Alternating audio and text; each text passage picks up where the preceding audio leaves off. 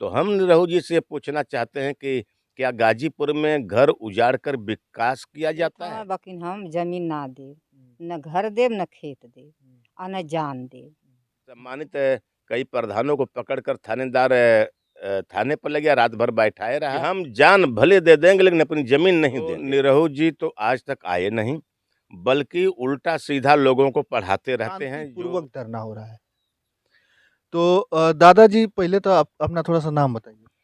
मैं रामनयन यादव जी। और इसी गाँव हसनपुर का रहने वाला हूँ। हुँ, और ये बता दूं कि ये जो आंदोलन चल रहा है, उस आंदोलन सेंट्रल कमेटी का अध्यक्ष मैं ही हूँ। अच्छा, आप अध्यक्ष हैं। जी, उस आंदोलन का अध्यक्ष मैं ही हूँ। हुँ, और हम जो यहाँ पर किसानों और मज़दूरों के बीच में जो अपनी ये आवाज़ दे रहे हैं लोगों को, कि आज तो पता नहीं चल रहा है कि ये प्रशासन या शासन हमारे साथ कौन-सा सलूक करना चाहता है।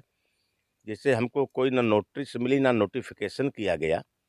और एक दिन लोग आए थे सर्वे करने के लिए, जो हो हल्ला मचा और फिर वो लौट गए। फिर वो प्रशासन के साथ एसडीएम भी थे, पीएससी आई, पुलिस आई, कई गाड़ियाँ। और जमुआ हरिराम में दलित बस्ती में घुस करके जाति सूचक शब्दों का प्रयोग करके उनको वो गाली दिया गया और उनके साथ अभद्र व्यवहार किया गया, बच्चियों के साथ, औरतों के साथ, जो कहने लायक नहीं है।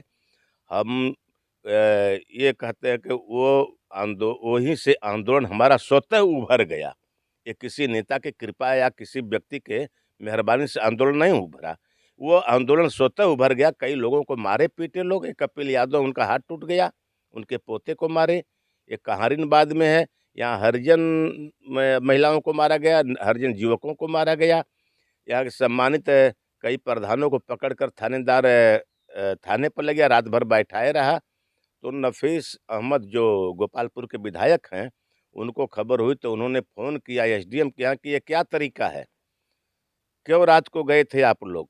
काहे के लिए आप लोगों ने उन लोगों को बैठाया है? काहे मारपीट हुई? उन लोगों ने कहा कि सर हम इन लोगों को, प्रधानों को बैठाए कुछ पूछताछ करने के लिए। तो वो बिगड़े कि भाई रात में कौन सी पूछताछ होती है?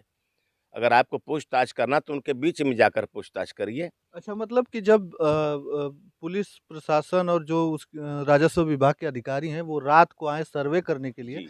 और लोगों में झड़प हुई, लोगों को मारा-पीटा गया, हुँ। तो तभी से जो है इस आंदोलन की शुरुआत हुई। जी, ये स्वतः उभर गया आंदोलन। हुँ, लोग आक्रोशित हुए और उभार आ गया और उसी को आज तक हम लोग ले चल रहे हैं आगे तक।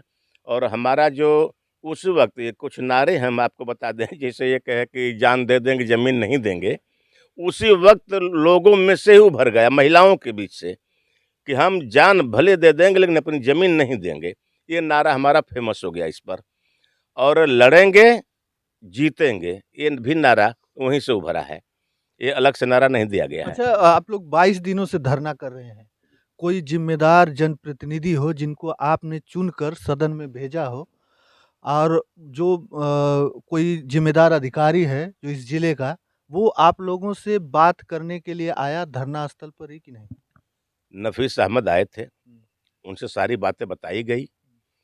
नफ़ीस अहमद ने कहा कि भाई हम आपके कंधे से कंधा मिलाकर, कदम से कदम मिलाकर के आपके साथ हैं। हुँ, हमारा जो काम है, हम इस मुद्दे को सदन में उठाएँगे। 48 घंटे का चलने वाला था सदन, विधानसभा।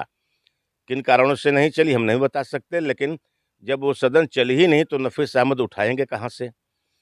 अब सवाल ये उठता है कि नफ़ीस अहमद से हमने फ़ोन पर बात किया तो उन्होंने कहा कि हम सदन चले ना चले, हम पर्सनल अखिलेश यादव को लेकर के जोगी जी से मुलाकात करके हम इस समस्या को वहाँ पर उठाएँगे उनके सामने।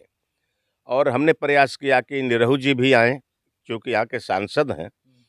तो निरहू जी तो आज तक आए नहीं, बल्कि उल्टा सीधा लोगों को पढ़ाते रहते हैं। जो कहता है कोई कि भाई वहाँ पर आप क्या करें? कह रहे हैं भाई ये लोग विकास के विरोधी हैं। हुँ। और कुछ लोग ऐसे हैं जो जनता को झूठे ही में भड़का रहे हैं, जनता का विकास होने नहीं देना चाहते। हुँ। तो हम निरहू जी से पूछना चाहते हैं कि क्या गाजीपुर में घर उजाड़ कर विकास किया जाता है?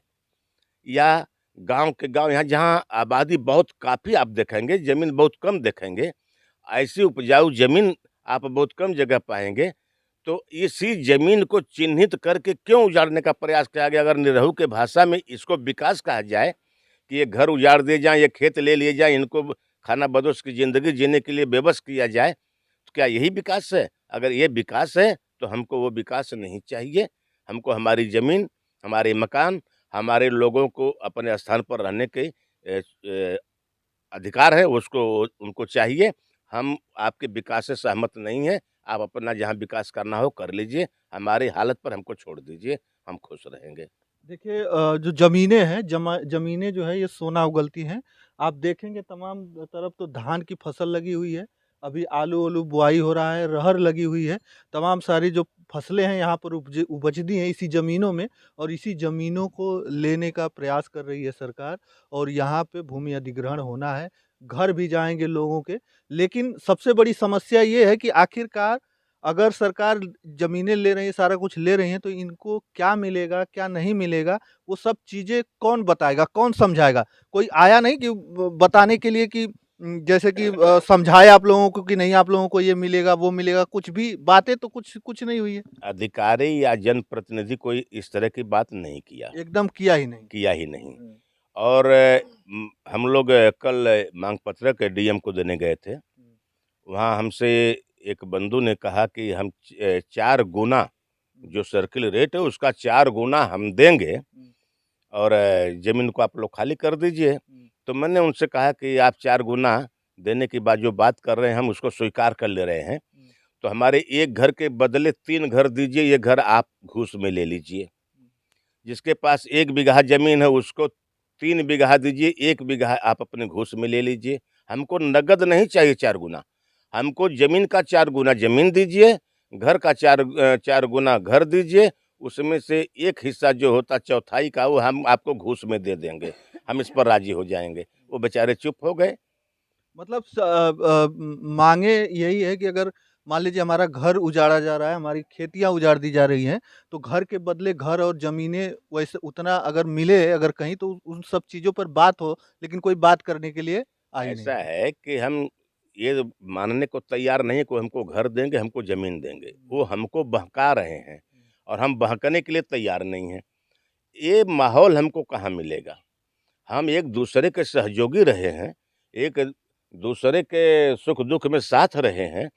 हम एक-दूसरे के यहाँ उठते-बैठते हैं, सब कुछ होता है। अब एक छोटी-सी मिसाल दे दूँ, कोई आदमी अगर कहीं नवासा पा जाता है, जैसे ससुराल या ननिहाल कहीं भी, तो वहाँ के जैसे ससुराल में पाया तो उसकी औरत की पैदाइश वहीं होती रहती है, उसके माँ-बाप मौजूद रहते हैं, घर-दुआर, खेत-बाड़ी सब बना रहता है। लेकिन जो जाता है आदमी, उसे समाज में घुलने के लिए ज़िंदगी दे देनी पड़ती है, शायद उस तरीके का सम्मान वो नहीं पाता।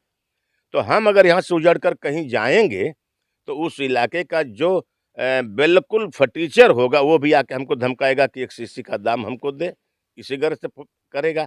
तो हमको प्रताड़ित किया जाएगा, वहाँ के लोग हमको प्रताड़ित करेंगे और ये प्रताड़ना सहने के लिए हम तैयार नहीं हैं।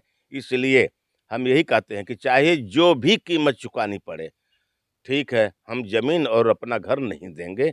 इस विकास को ये कैसा विकास है? घर उजाड़ कर जहाज बैठा रहे हो, इसमें से कौन लोग हैं जो जहाज से चलेंगे? जहाज से चलने की हैसियत किसी की नहीं है। हम तो बहुत लोग हमारे गाँव में ऐसे हैं कि जो अभी तक ट्रेन नहीं देखे हैं। ट्रेन कैसी होती है? और लखनऊ, बनारस और कुशीनगर ये तमाम जगहों पर इंटरनेशनल एयरपोर्ट हैं।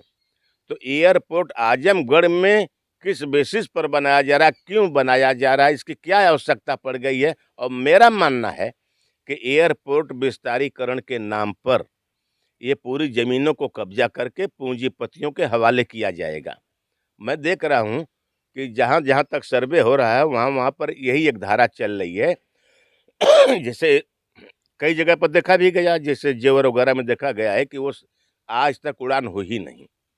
हवाई पट्टी बनी सन 5 में, सन 5 से यानी 2005 से आज तक उस पर से कोई उड़ान नहीं हुई। हाँ, कोई उड़ान नहीं हुई। नेशनल एयरपोर्ट यहाँ पर मीटिंग किए थे, मोदी जी बोले हम इसको नेशनल एयरपोर्ट बनाएँगे। 2-1 महीने में इसकी उड़ान चालू कर दी जाएगी। कई साल गुज़र गए, पहले रेजिम की सरकार भी गई उनकी, आज तक उड़ान नहीं हुई। पर इंटरनेशनल को उन्होंने घोषणा कर दिया ज़मीन कब्ज़ा करने के लिए। तो हम ये मानते हैं कि ये एयरपोर्ट ये बेचने के लिए ही बनाया जा रहा है। ये अडानी को देंगे, अंबानी को देंगे या टाटा को देंगे। तो ये जो हमारी ज़मीनें लेकर के पूंजीपतियों को दे रहे हैं, ऐसा क्रूर शासक हमने नहीं देखा कि इतने लोगों का बलिदान चढ़ाकर एक व्यक्ति का प्रमोशन कर रहे हैं। ये तो विकास पूंजीपतियों को हो रहा है। हम गरीबों को तो उजाड़ा जा रहा है, हमारा बलिदान चढ़ाया जा रहा है। तो ये क्रूर सरकार हमारी हितैषी नहीं हो सकती। इसलिए हम यही कहना चाहते हैं और अपने लोगों से कहते हैं, हमको उजाड़ना नहीं है, अपनी ज़मीन नहीं देनी है, अपना घर नहीं देना है। उनको विकास जगह टाटा, बिरला, सिंघानिया, पद्मानिया, जयपुरिया या किसी का भी करना हो, वो जा करके हज़ारों, कई-कई हज़ार एकड़ का फार्म लोगों के पास है, पूंजीपतियों के, जाकर वहाँ पर विकास करें ना। काहे के लिए यहाँ पर आ गए हैं गाँव उजाड़ने? यही तो है। देखिए ये स्थिति है और जो है घर लिया जा रहा है और मैं आपको बता दूं कि 2005 में बता रहे हैं कि वो एयरपोर्ट बना, लेकिन अभी तक वहाँ से एक भी उड़ान नहीं हुई है। अब उसे इंटरनेशनल एयरपोर्ट बना दिया जाएगा, उसी के लिए यहाँ पर भूमि अधिग्रहण हो रहा है और ये गांव के लोग, सभी लोग विरोध में हैं। दादी जी हैं, चाची जी हैं, इनसे हम बात करते हैं कि आखिरकार इनकी क्या धारणा है। हाँ दादी, हाँ भाई। कहाँ घर पड़ी है? अरे हमार घर तो यह हसनपुर बा। तो का हाँ लगत है कि सरकार आपको जमीन उमीन ले थे बतावल जात है? हाँ भैया, जमीन तो लेत हमार, बाकी हम जमीन ना देब, न घर देब न खेत देब और न जान देब। हाँ, हमार जैसे है वैसे हमार रही। देखिए लोग का विरोध है कि हम जमीन नहीं देंगे और जान भी नहीं देंगे, लेकिन यहीं पे रहेंगे, हम ये ज़मीनें छोड़कर नहीं जाएँगे। लेकिन सरकार के जो अधिकारी हैं, जो यहाँ के आजमगढ़ के अधिकारी हैं, वो लोग तमाम सारी वीडियो आप लोगों ने देखा होगा, आते हैं लोग, सर्वे करते हैं, जाते हैं, लेकिन अभी तक ये लोग धरने पर हैं और इन लोगों का कहना है कि हम ज़मीनें नहीं देंगे। तो चलिए इस तरीके के और भी वीडियो हमारे चैनल पे आप लोग देखते रहेंगे। इसी आजमगढ़ में बने हैं, मंदुरी हवाई अड्डे के ठीक बगल में है। तो चलिए बस इस वीडियो में इतना ही, अगली वीडियो के साथ हम जल्द उपस्थित होंगे, तब तक के लिए धन्यवाद। जय हिंद, जय भारत।